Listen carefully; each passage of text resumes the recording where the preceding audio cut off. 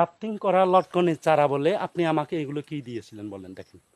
এই হচ্ছে আপনার দেওয়া লটকনের চারা, 50টি চারা নিয়েছিলাম 4টা বছর আগে।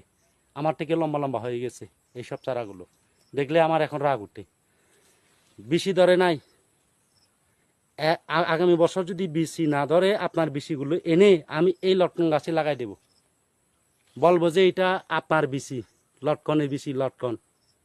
কেননা আপনি এইভাবে ঠকিয়ে আমাকে যেভাবে ঠকিয়েছেন, আমি আপনাকে সুন্দর করে দেখে নিয়ে এসে এখানে আপনার বিসিগুলো কেটে কৃষি দিয়ে কেটে এখানে লাগাই দেবো গাছে, লটকন বলে বিক্রি করবো তখন।